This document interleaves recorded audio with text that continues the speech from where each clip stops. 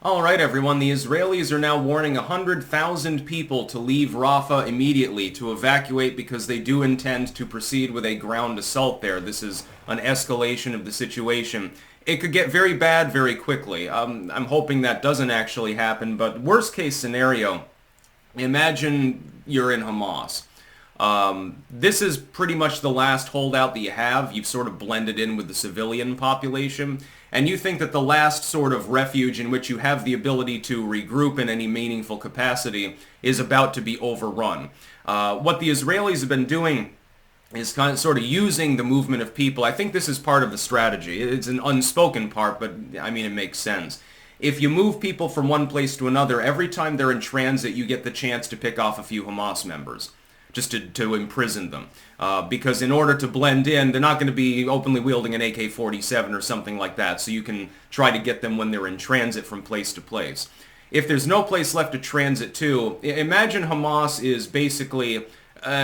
It's like you have a boa constrictor that's about to choke you off and turn you purple, so to speak. You know that you're going to get choked out. You might act in desperation at that time. Hamas presumptively still has some military capacity to it. Israel is trying to scope out those members, and this is sort of the final countdown moment because Rafah is that last place that hasn't been bombarded to ship.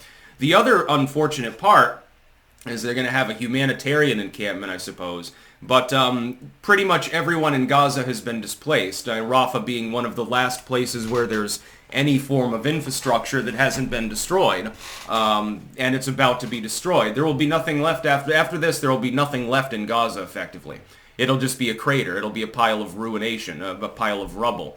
Hamas might lash out. You could end up with a massacre. You could end up with mass starvation and stuff. We still don't have enough aid going into Gaza to prop up the population. More than half of the population there is now malnourished. Disproportionately a lot of kids, actually. People are dying, and not because they got shot or bombed or something like that, but they just didn't get their MRE that day, and that was the last straw for their body, and they just died. This is happening. Tens of thousands of people, mostly civilian, have been killed. I've seen apologistic pieces saying, well, yeah, but a 2-to-1 kill ratio for civilians versus militants isn't that bad. Okay. Tens of thousands of civilians have died. That generally concerns people. I suppose that if you just look at the raw math and you don't think about the actual human suffering involved, it makes it a little bit easier on people's consciences. Now, I'm not Team Israel, and I'm not Team Palestine, so I'm Team America first. I always have to put that disclaimer in, or people think if I criticize Netanyahu, they assume that I'm going to go full jihad. And if I criticize Hamas, then they think that I'm a Zionist. So, the nuance is completely lost in war, usually. That being said, I think it might be a mistake, what Israel is about to do. It could blow up in their faces. Optically speaking, they've already lost the war.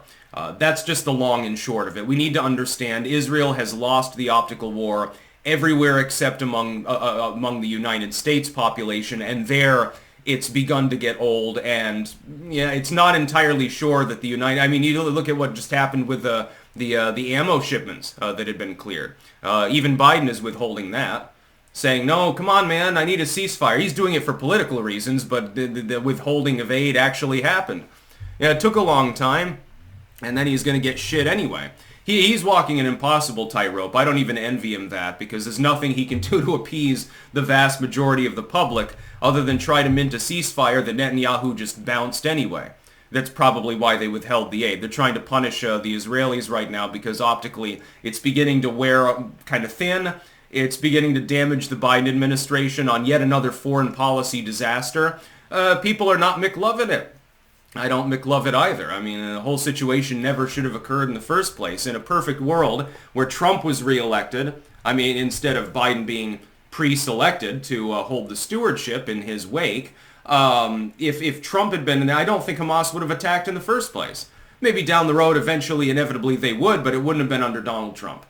The fact is that because Israel and the United States policies are so inseparable because of the structure of our political systems, that it inevitably, if you have weak leadership in the United States, you end up with problems there, and the rest of the Middle East, by the way.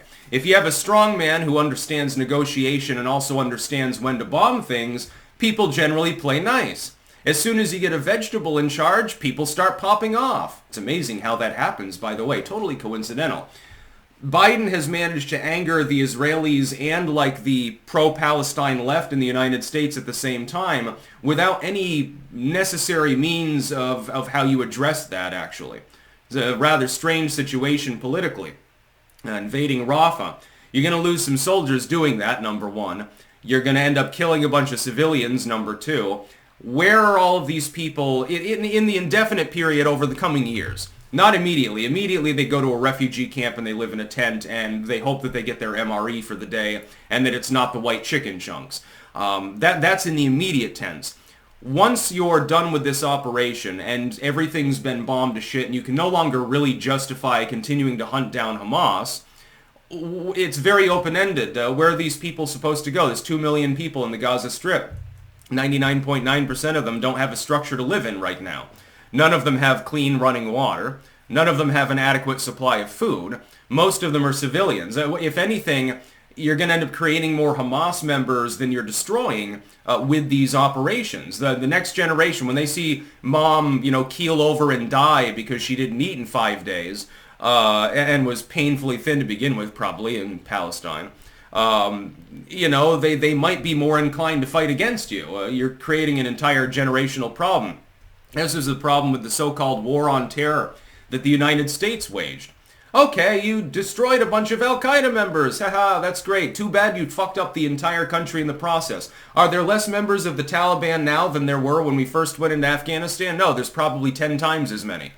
And a lot of them young upstarts. People who saw their family killed or whatever. They saw the bombs dropping. Their farm was seized from them by the U.S. military or whatever.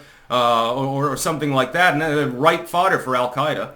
That's why ISIS exploded across North Africa and the Levant region for so long. We created a bunch of power vacuums, and damn right, any organized group that was willing to fight back, obviously they're going to start recruiting, and people are going to be more receptive to that. Israel lost before the war even began, and unfortunately, since neither side can actually win. Hamas is not going to destroy the state of Israel. The Israelis are not going to eliminate Hamas. I don't see a two-state solution. I don't see any solution. Trump couldn't figure out a solution either. You remember, he went over there to try to broker peace accords. And after a few months of negotiations started stalling and failing, and he realized how shitty the situation was, he threw up his hand and said, okay, well, I'll do the Abraham Accords, Band-Aid on a gaping wound, which probably stopped World War III, thank you, Donald.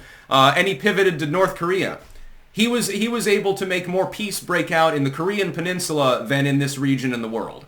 I think it's a lost cause. I think we should step out of it. That's about all. Peace out.